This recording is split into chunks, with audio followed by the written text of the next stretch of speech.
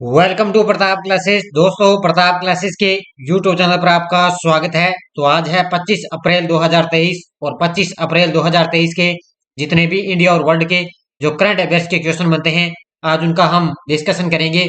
पूरा वीडियो ध्यान से देखना और लास्ट में आपसे क्वेश्चन पूछूंगा जिनके जवाब आपको कॉमेंट बॉक्स में देना होगा। आज अपने पढ़ेंगे कि भारत सरकार ने राष्ट्रीय पंचायती राज दिवस का आयोजन किया है और पीएम गति शक्ति योजना को उत्कृष्टता 2022 पुरस्कार मिला और विश्व बैंक के लॉजिस्टिक्स परफॉर्मेंस इंडेक्स के अंदर भारत का कौन सा स्थान है, इनकी आज हम चर्चा करेंगे। तो डेली आपको 6 बजे लाइव क्लास मिलती है, पूरे आपको लेटेस्ट न्यूज के साथ। सुबह आपको छोटी सी क्लास मात्र 15 मिनट की आपको ये क्लास है मिलती है। तो सभी साथी एक बार वीडियो को लाइक कर दें, शेयर कर दें और जो भी विद्यार्थी हमारे चैनल पर नहीं है जरूर आप चैनल को सब्सक्राइब करें और इसके पास लगे बेल आइकन का घंटा दबाएं ताकि हम जैसे वीडियो अपलोड करें उसका नोटिफिकेशन आप तक पहुंच जाएगा। तो स्टार्ट करें। सबसे पहले हम करते हैं कल के क्वेश्चनों को रिवाइज। देखिए, हाल ही में पृथ्वी दिवस कब मनाया गया? तो आपको पता है 22 अप्रैल के दिन अपने पृथ्वी दिवस मनाया जाता है। हाल ही में राष्ट्रीय सुरक्षा सलाहकार ने सचिवालय में नया सैन्य सलाहकार किसे नियुक्त किया? ये किया है संदीप सिंह को। किस देश के सीनेट ने राज्य के मुख्य न्यायाधीश के तौर पर रोवन विल्सन की नियुक्ति की? ये की है न्यूयॉर्क देश में, न्यूयॉर्क शहर के अंदर। और स्टार स्पोर्ट्स ने किस भारतीय खिलाड़ी को अपना ब्रांड एम्बेसडर बनाया? तो ये बनाया है ऋषभ पंत को। और एशियन इंफ्रास्ट्रक्चर इन्वेस्टमेंट बैंक किस देश में पहला विदेशी कार्यालय खोलेगा? तो ये खोलेगा अबू धाबी के अंदर। नेक्स्ट देखो, किस व्यक्ति को संतोकबा मानवीय पुरस्कार से सम्मानित किया गया? ये किया गया सोनम वांगचुक को। और भारत का सबसे बड़ा तेल आपूर्तिकर्ता कौन सा देश बन चुका है? तो वो बन चुका है रूस देश। और किस राज्य के मुख्यमंत्री ने सरकारी योजना के तहत राज्य में इलेक्ट्रॉनिक वाहनों के अनुदेशन के अंदर एक महत्वपूर्ण योजना शुरू की? वो की है यूपी की सरकार ने। और किस देश के उप प्रधानमंत्री डोमिनिक राब ने इस्तीफा दिया? ये दिया है ब्रिटेन के उप प्रधानमंत्री ने। और राष्ट्रीय तकनीकी अनुसंधान संगठन के अध्यक्ष के रूप में किसे नियुक्त किया गया? ये किया गया अरुण सिन्हा को। ये थे कल के क्वेश्चनों का रिवाइज। इसकी पीडीएफ आपको टेलीग्राम पर मिल चुकी है। वीडियो के डिस्क्रिप्शन में टेलीग्राम का लिंक दिया हुआ है, वहां जाकर इसकी पीडीएफ आप डाउनलोड कर सकते हो। और जितनी भी हमारी क्लासेस जो शाम को आ रही है, रीजनिंग की क्लास है, चाहे आपके लिए संविधान की क्लास है, पॉलिटिकल की क्लासें आती है, चाहे साइंस की क्लास है, उसकी कल हमने पीडीएफ टेलीग्राम पर डाल दी है। सारी की सारी पीडीएफ है, जितनी भी क्लास आपको करवाई है ना, उसके सारी की सारी पीडीएफ आपको टेलीग्राम पर डाल दी गई है। तो आप जरूर ज्वाइन करें। जैसे अब आगे धीरे धीरे क्लासें आएगी उसकी पीडीएफ आपको टेलीग्राम पर मिल जाएगी। और कल मैंने शाम को 8 बजे ईओ और आरओ एग्जाम के लिए करंट अफेयर्स की रिवीजन क्लास स्टार्ट कर दी है। अभी आपको एक दिन छोड़कर वो क्लास मिलती रहेगी। आप डिजिटल बोर्ड के माध्यम से आपको वहां पर करंट अफेयर्स की मैं रिवीजन क्लास आपके लिए लेकर आता हूं। तो कल मैंने पहली क्लास आपको दे दी है, तो आज एक दिन छोड़कर आपको लगातार क्लास है वो मिलती रहेगी, सिर्फ ओनली करंट अफेयर्स की रिवीजन क्लास। ठीक है, मात्र आपको 15 मिनट की रिवीजन में आपको करंट अफेयर्स का रिवीजन करवाया जाएगा। तो जरूर आप ज्वाइन करें, हमारी शाम को क्लासें आती है वो आप जरूर देखें। तो आपके लिए हर एक एग्जाम जो क्लास है आपके लिए रामबाण साबित होगी। तो स्टार्ट करें। एक बार सारे विद्यार्थी वीडियो को लाइक कर दें, शेयर कर दें। तो स्टार्ट करें आज की क्लास। देखिए, पहला प्रश्न आपके सामने, हाल ही में भारत सरकार ने किस राज्य में राष्ट्रीय पंचायती राज दिवस का आयोजन किया है? तो कल आपको पता है कि कल 24 अप्रैल के दिन अपने राष्ट्रीय पंचायती राज दिवस बनाते हैं, 24 अप्रैल को बनाया गया है। तो कल भारत सरकार ने क्या है, किस राज्य के अंदर राष्ट्रीय पंचायती राज दिवस का आयोजन किया? वो किया है मध्य प्रदेश के रीवा शहर में। ठीक है, कहां पर है? मध्य प्रदेश के रीवा शहर के अंदर भारत सरकार ने राष्ट्रीय पंचायती राज दिवस का आयोजन किया है। देखो, भारत सरकार ने मध्य प्रदेश सरकार के सहयोग से 24 अप्रैल 2023 को मध्य प्रदेश के रीवा में राष्ट्रीय पंचायती राज दिवस का आयोजन किया है। यानी कि कल आपको पता है 24 अप्रैल के दिन राष्ट्रीय पंचायती राज दिवस मनाया जाता है। तो मध्य प्रदेश के रीवा शहर में इसका आयोजन किया गया है। और 1992 के 73वें संविधान संशोधन अधिनियम द्वारा स्थापित की गई थी। कौन है? पंचायती राज आपको पता है 1992 के 73वें संविधान संशोधन अधिनियम के तहत इसको लागू किया गया। और संविधान के अनुच्छेद 40 के अंदर पंचायतों का उल्लेख किया गया है। तो ये भी आपको पता है, ये 2 पॉइंट आपके लिए जीके की तरह शानदार पॉइंट आपके लिए हो सकते हैं। अगला प्रश्न देखो, किस योजना को 16वें सिविल सेवा दिवस के अवसर पर किस योजना को 16वें सिविल सेवा दिवस के अवसर पर उत्कृष्टता 2022 पुरस्कार मिला? और ये मिला है पीएम गति शक्ति योजना को। किसको मिला है? पीएम गति शक्ति योजना को 16वें सिविल सेवा दिवस के अवसर पर उत्कृष्टता 2022 पुरस्कार मिला है। किस योजना को? पीएम गति शक्ति योजना, जिसकी योजना ये कब लागू हुई थी? ये हुई थी 2021 के अंदर इस योजना को लागू किया गया था। देखो, प्रधानमंत्री नरेंद्र मोदी ने 16वें सिविल सेवा दिवस के अवसर पर पीएम गति शक्ति राष्ट्रीय मास्टर प्लान को इनोवेशन यानी कि केंद्रीय श्रेणी में लोक प्रशासन के अंदर उत्कृष्टता 2022 पुरस्कार से सम्मानित किया गया है। और भारत सरकार द्वारा पीएम गति शक्ति योजना को अक्टूबर 2021 में लॉन्च किया गया था। तो ये पूरी डिटेल आपको याद रखनी है। इसको अक्टूबर 2021 के अंदर लॉन्च किया गया। अभी 1-2 दिनों के अंदर आपके लिए स्पेशल मैं योजना का एक क्लास लेकर आपके सामने आ रहा हूं। तो आपको ध्यान रखना है कि पीएम गति शक्ति योजना को उत्कृष्टता 2022 पुरस्कार से सम्मानित किया गया है।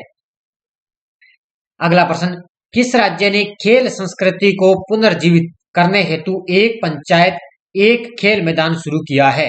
किस राज्य ने खेल संस्कृति को पुनर्जीवित करने के लिए एक पंचायत एक खेल मैदान शुरू किया?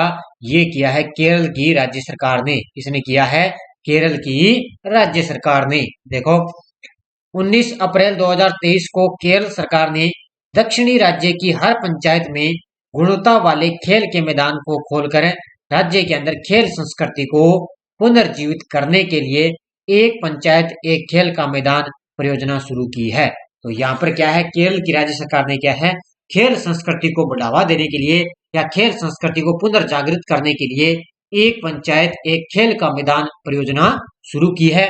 और इस परियोजना का उद्घाटन केरल के मुख्यमंत्री पिनरई विजयन ने कलिकड़क में इसका उद्घाटन किया है। तो ये पॉइंट भी आपको अच्छी तरह से याद रखना है। अगला प्रश्न, विश्व बैंक के लॉजिस्टिक्स परफॉर्मेंस इंडेक्स के अंदर भारत कौन से स्थान पर है? अभी ताजा रिपोर्ट आई है, विश्व बैंक के लॉजिस्टिक्स परफॉर्मेंस इंडेक्स के अंदर भारत का स्थान है 38वां। ठीक है, कौन सा स्थान है? भारत का इसमें 38वां स्थान है। देखो, विश्व बैंक के लॉजिस्टिक्स प्रदर्शन सूचकांक पर भारत ने बड़ी छलांग लगाई है। ठीक है, भारत ने बड़ी छलांग लगाई। 2023 की रैंकिंग में 139 देशों में से 38वें स्थान पर पहुंचते हुए 6 स्थान आगे बढ़ गया है। तो ध्यान रखना, 38वें स्थान पर पहुंचते हुए 6 स्थान आगे बढ़ गया। और 2018 में भारत 44वें स्थान पर रैंक पर था। अब आपको पता है यानी कि 6 सुधार, यानी कि इसमें सुधार हुआ है।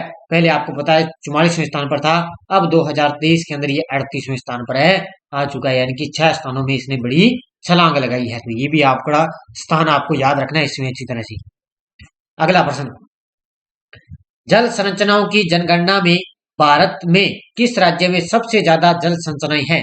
जल संरचनाओं की जनगणना में भारत में किस राज्य के अंदर सबसे ज्यादा जल संरचनाएं हैं? और वो है पश्चिम बंगाल के अंदर। ठीक है, कहां पर है? पश्चिम बंगाल के अंदर सबसे ज्यादा है।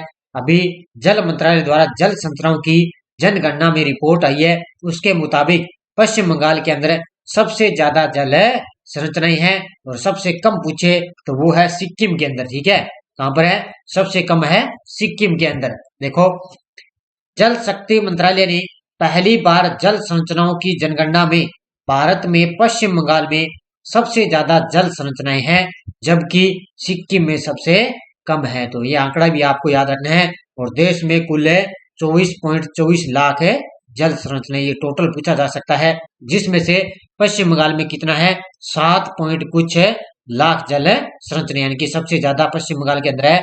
उसके सबसे कम आपसे पूछे तो वो है सिक्किम के अंदर। और वर्तमान में अपने जल शक्ति जो मंत्री कौन है अपने, वो है आपको बताया गजेंद्र सिंह शेखावत। और टोटल देश में कितने हैं? 24.24 लाख जल संरचनाएं हैं। अगला प्रश्न, नाटो द्वारा किस देश में 2023 लोकड शील्ड साइबर डिफेंस अभ्यास आयोजित किया गया है? नाटो द्वारा किस देश के अंदर 2023 लोकड शील्ड साइबर डिफेंस अभ्यास का आयोजन किया गया? ये किया गया एस्टोनिया में, ऑप्शन नंबर सी। ठीक है, कहां पर किया गया है? एस्टोनिया देश में किया गया। किसके द्वारा? नाटो के द्वारा। देखो, दुनिया का सबसे बड़ा साइबर रक्षा अभ्यास जिसका नाम है लोकड शील्ड का वार्षिक संस्करण नाटो सहयोगी साइबर रक्षा केंद्र ऑफ एक्सीलेंस द्वारा तल्लीन एस्टोनिया में आयोजित किया गया है। ये एस्टोनिया की राजधानी है, ध्यान रखना, तल्लीन। ठीक है? एस्टोनिया की राजधानी है तल्लीन, वहां पर इसका आयोजन किया गया। 38 देशों सहित नाटो साथियों और भागीदारों के 3000 से अधिक प्रतिभागी इस अभ्यास में शामिल हुए हैं। तो ये आंकड़ा, पहला पॉइंट आपको याद रखना है, ये नाटो द्वारा ये देश का सबसे बड़ा साइबर रक्षा अभ्यास है जिसका नाम है लोकड शील्ड, और इसका आयोजन कहां पर किया गया?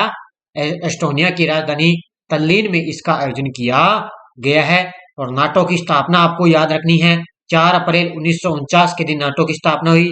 और नाटो के वर्तमान में महासचिव है जेन्स स्टोलनबर्ग। और अभी एलडीसी एग्जाम के अंदर ये क्वेश्चन आ चुका है कि नाटो के महासचिव कौन है? जेन्स स्टोलनबर्ग है। और नाटो की स्थापना 4 अप्रैल 1949 को। तो ये दोनों पॉइंट आपको याद रखने हैं। अगला, अज्ञात शवों के लिए विशेष रूप से एक डीएनए डेटाबेस स्थापित करने वाला भारत का पहला राज्य बना है। अज्ञात शवों के लिए विशेष रूप से एक डीएनए डेटाबेस स्थापित करने वाला भारत का पहला राज्य बना है, और वह है हिमाचल प्रदेश। कौन सा है? एचपी यानी कि हिमाचल प्रदेश है, जो क्या है? अज्ञात शवों के लिए विशेष रूप से एक डीएनए डेटाबेस स्थापित करने वाला भारत का पहला राज्य बन चुका है। देखो, हिमाचल प्रदेश ने अज्ञात शवों के लिए विशेष रूप से एक डीएनए डेटाबेस स्थापित करने वाला भारत का पहला राज्य बनकर इतिहास रचा है। और इस नवाचारी पहल को अप्रैल 2022 से शुरू किया गया था। यानी कि जो ये नवाचारी पहल है ना, यानी कि जो डीएनए स्थापित करने वाला जो ये पहल है, ये अप्रैल 2022 के अंदर इसको शुरू किया गया। और ये इसमें इतिहास जो रचा है वो सबसे पहले हिमाचल प्रदेश ने इसमें इतिहास रचा है। और पीडीएफ आपको टेलीग्राम पर मिल जाती है। वीडियो के डिस्क्रिप्शन में टेलीग्राम का लिंक दिया हुआ है, या आप टेलीग्राम पे जाओगे तो वहां पर आप प्रताप क्लासेस सर्च करोगे तो हमारे टेलीग्राम चैनल को आप जरूर ज्वाइन कर सकते हो। क्योंकि जो हमारी शाम को एक तो 5 बजे, 6 बजे और 7 बजे जो तीनों क्लास आती है, उसकी हमने कल सारी जितनी भी क्लासें हुई है उनकी कल हमने सारी पीडीएफ इस टेलीग्राम ग्रुप में डाल दी है। तो पीडीएफ भी आपको लगातार मिलती रहेगी। और जो मैंने करंट की क्लास शाम को मैं लेकर आता हूँ उसकी पीडीएफ भी आपको टेलीग्राम पर मिल जाएगी। तो आप जरूर ज्वाइन करें टेलीग्राम ग्रुप को, और कोई भी सूचना है, कोई भी लिंक है, वो आपको टेलीग्राम पर मिल जाती है। अब देखो, आपके लिए पिछले वीडियो क्वेश्चन क्या था? किस संगठन के द्वारा सिंगापुर के टेलियोस 2 उपग्रह को लॉन्च किया जाएगा? तो ये इसरो के द्वारा लॉन्च किया जाएगा। बहुत सारे विद्यार्थियों ने मेरे साथ शानदार तरीके से जवाब दिए, उन सभी को हार्दिक शुभकामनाएं। और अब देखो, आपके लिए क्वेश्चन फॉर यू, किस भारतीय महिला वीरता पुरस्कार पाने वाली वायुसेना की पहली महिला अधिकारी बन गई? इसका जवाब आपको कमेंट बॉक्स में देना है। और किस राज्य की रहने वाली है, किस राज्य की किस जिले से है, ये मुझे आप साथ में इसमें कमेंट करके आपको बताना है। और अब देखो, आपके लिए यस्टरडे डोज क्या थी? भारतीय संविधान को अंगीकृत एवं अधिनियमित में कब किया गया? तो ये 26 नवंबर 1949 को किया गया। भारत के संदर्भ में संविधान ड्राफ्टिंग समिति के अध्यक्ष कौन थे? तो ये थे डॉक्टर भीमराव अंबेडकर। और अंबेडकर को भारतीय संविधान के जनक के स्थान पर भारतीय संविधान की जननी कहना चाहिए, यह कथन किसका है? तो यह है केवी राव का कथन है। बस मान के चलो, 3 या 4 एक विद्यार्थी ने बड़े शानदार तरीके से इनके जवाब दिए हैं। और बहुत सारे विद्यार्थी डिमांड ऐसे करते हैं कि सर हमें यस्टरडे डोज दो, हमें यस्टरडे डोज देना बंद कर दिया है, सर ऐसे क्यों किया आपने? आप जवाब तो कमेंट बॉक्स में देते नहीं हो। अब कल मैंने कहा था कि आपको टेलीग्राम पर क्विज भी मिलेगी। अब क्विज मैंने क्यों नहीं दी?